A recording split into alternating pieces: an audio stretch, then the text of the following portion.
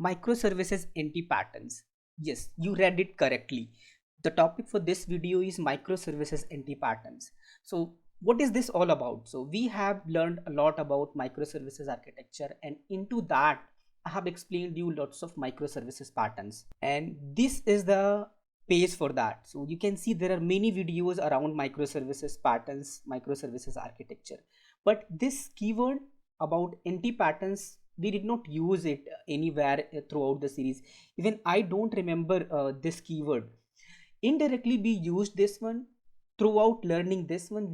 I explained you what are the best practices and what we should follow while creating a entirely new project in microservices architecture. When thinking in microservices is starting from the scratch, or it is that you have big application and you are converting that into microservices architecture. So we saw and we understood what to follow, but we did not cover this like specifically that there are many things that we should not cover. This is where this keyword comes into picture: microservices anti patterns. Which are those things that we should avoid at any cost while following this microservices architecture? So actually this microservices anti patterns keywords came to me while I was discussing this with one of my friend, and he faced this thing in one of his interviews, and interviewer asked him to answer to tell about microservices anti pattern. So even if when I heard it first time, I was like not sure what to answer, because I knew a lot about patterns, but what to say about anti patterns. So based on the knowledge that I knew what are the patterns, I tried to explain him about the anti patterns. We discussed these things, and then I went to Google and searched a lot about the microservices anti patterns, and it turned out that what we discussed, it's the same thing. That when you have learned patterns, you know what to not follow. So there are a couple of boxes that you can see already: data migration, functionality migration, no automation, and all those things, bounded context. So I'm just going to quickly cover this in this video. So let's go ahead and get started.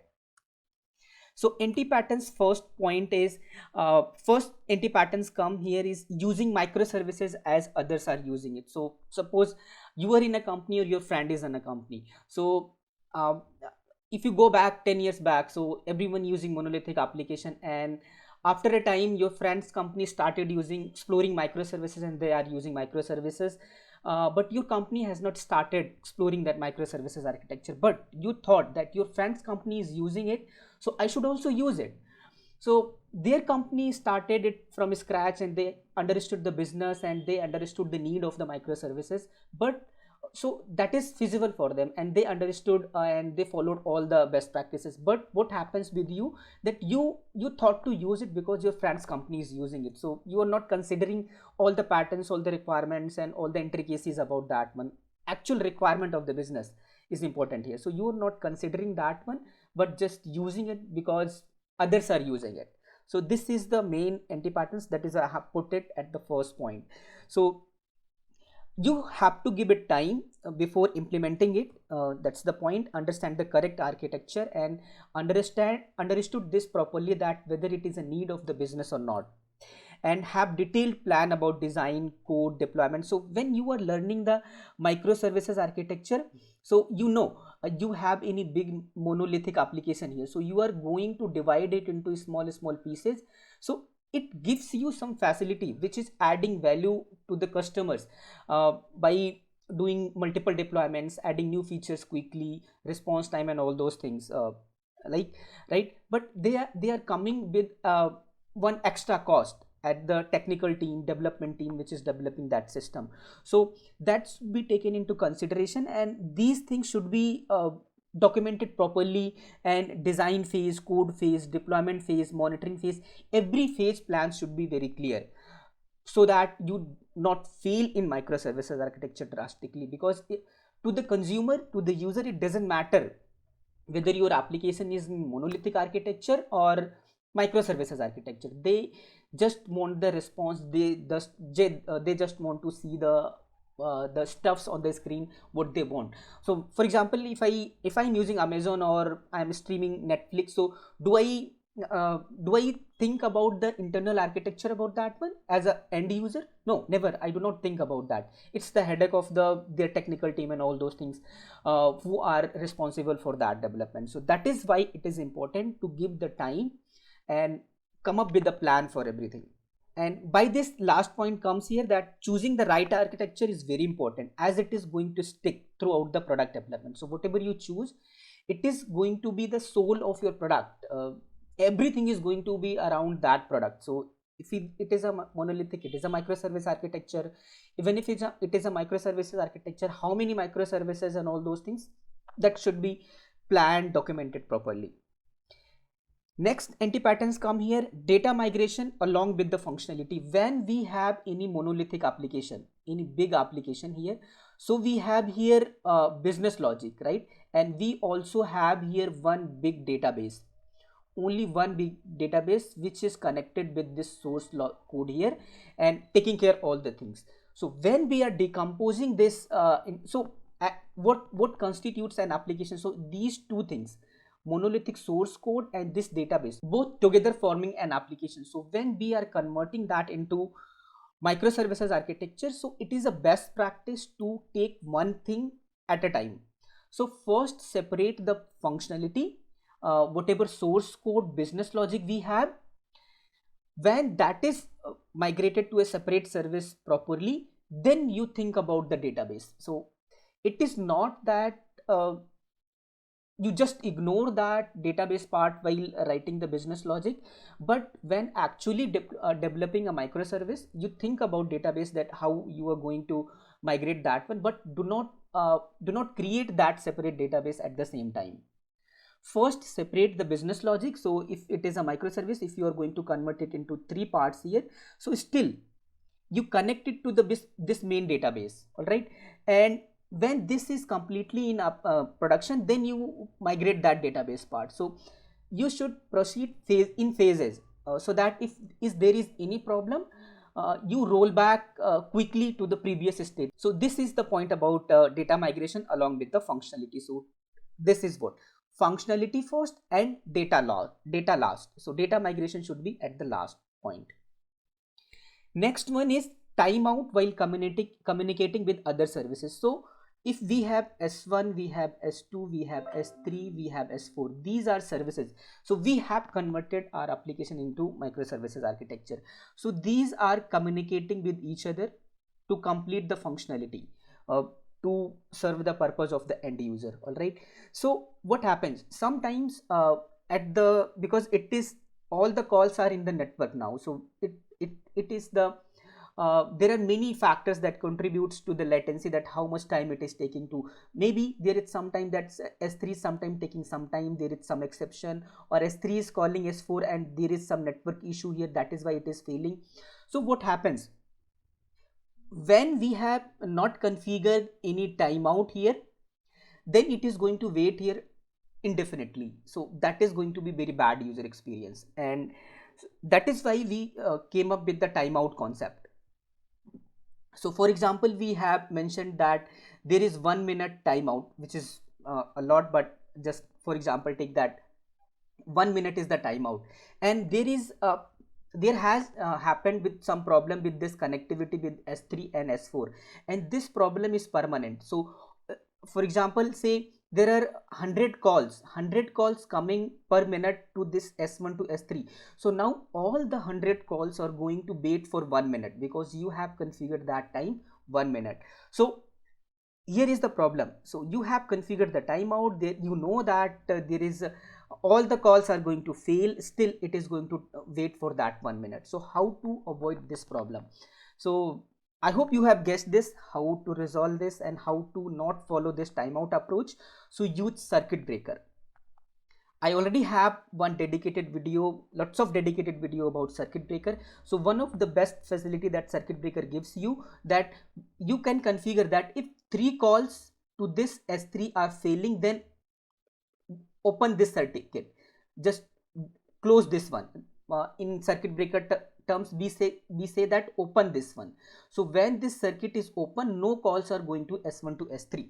So after a time, so there is a like time window, like 1 minute time windows, that in 1 minute time window, if S1 is getting 100 calls, out of those 100 calls, S3 is going to get only 2, 3, 4, 5 calls. And out of those 2, 3, 4, 5 calls, if 1 or 2 are passing, only then subsequent request, this circuit will be closed and all the requests will pass. Okay, so instead of using timeout, use the circuit breaker pattern to avoid this anti-patterns.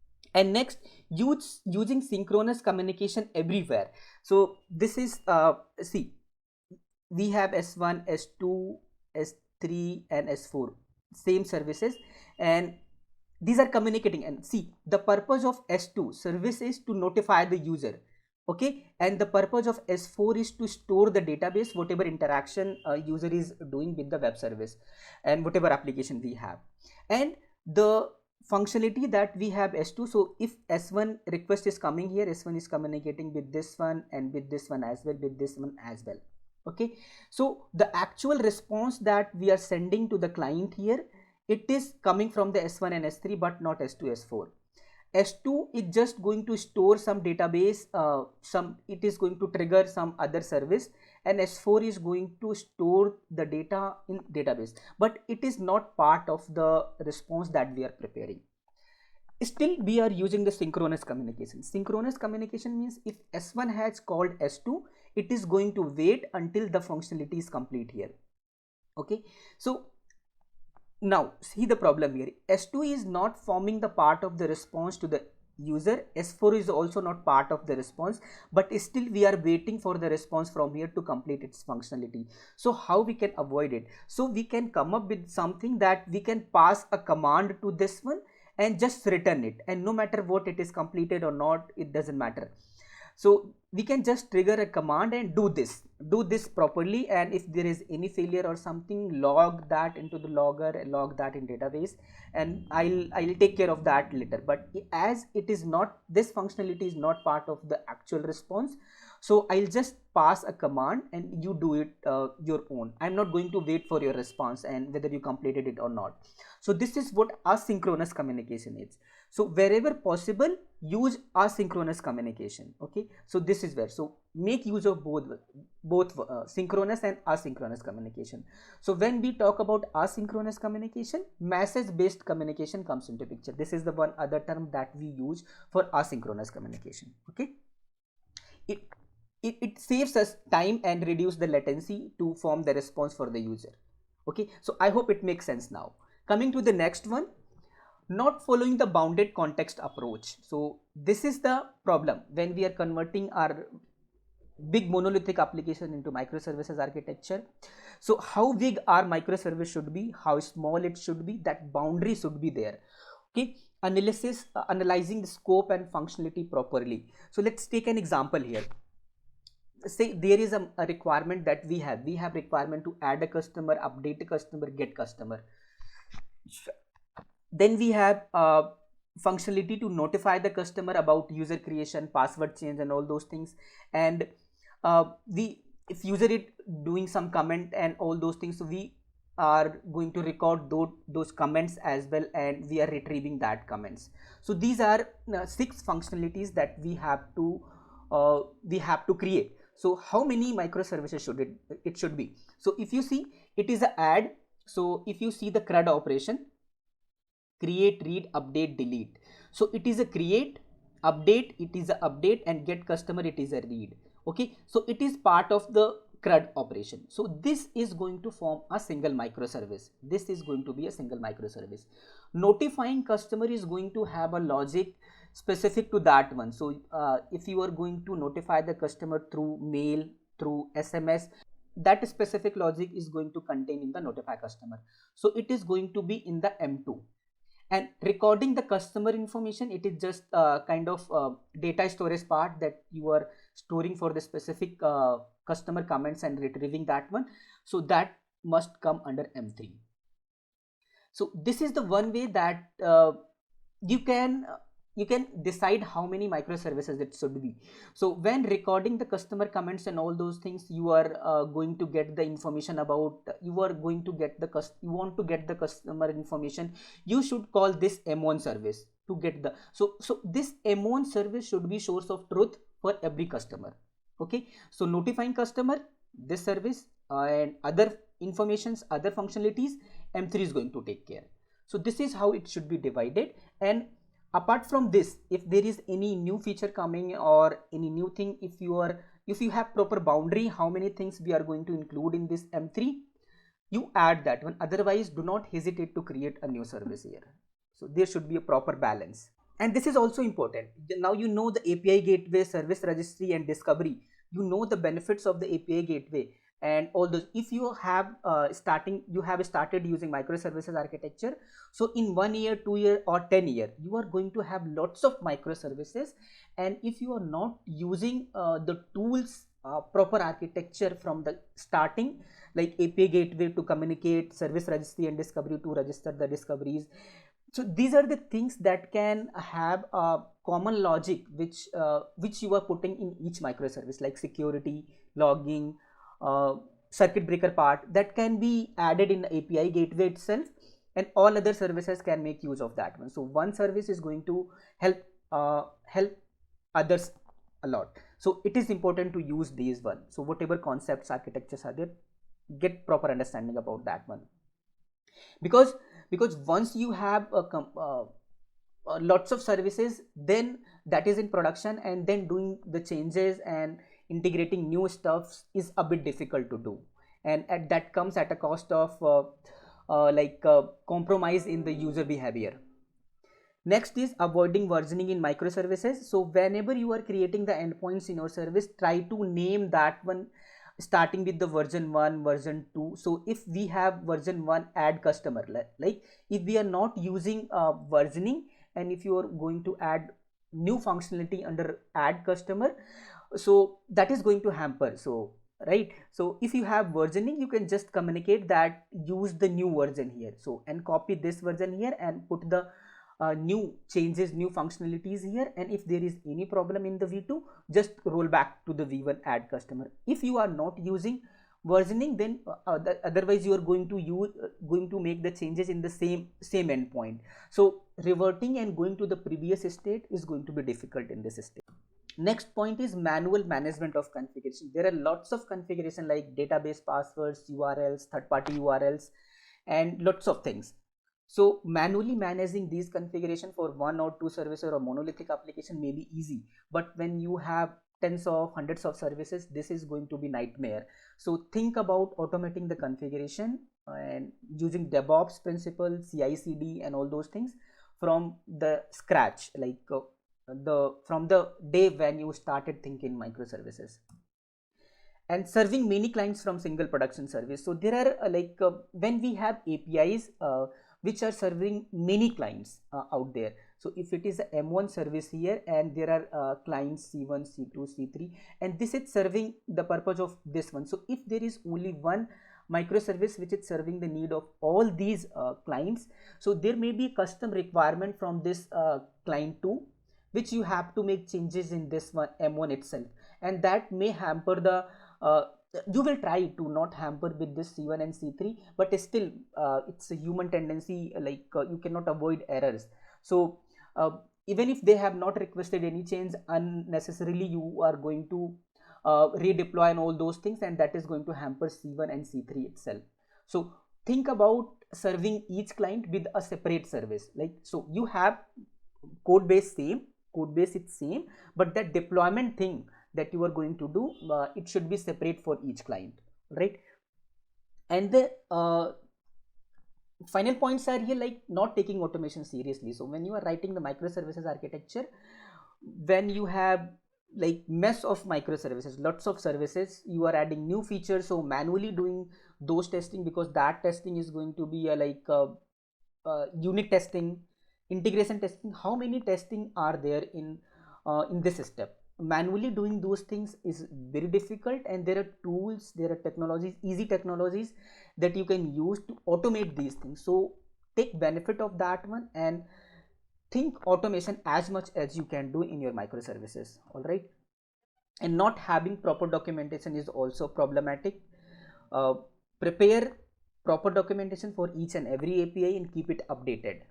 so that everyone can understand this part. So that's all about this NT pattern. So that has taken like 15-20 minutes here. So I hope it added some value, and you are now able to understand and answer the question if someone asks about NT patterns, what are these. Okay, so there are lots about microservices architecture and demos going on the channel. I hope you are getting some knowledge, getting some value out of these one. You can see the architecture here. So this architecture readme file, I am going to add this one section miscellaneous here. Okay, which this microservices NT patterns is the first topic. This is the CAP theorem that is coming here. So these are going to help you in interviews and in general discussion as well. So there are lots of things like this is the one line that I added. I have heard it somewhere or read it somewhere.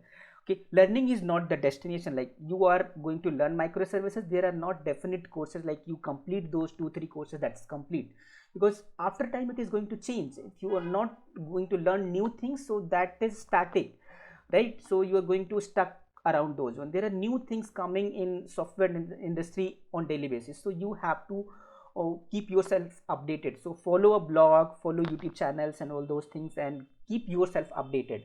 So I have added this miscellaneous section. So if I come across any new things in microservices architecture and all those things, I'm going to add this in this series itself. So this can, so that it can be a one place, one stop solution for this architecture and microservices things. Okay, so I hope it added some value to your knowledge about microservices architecture. If you want to explore more about it, so I have gone through these articles. I suggest you that you too go through these one. So with that, see you in the next video with some other topic.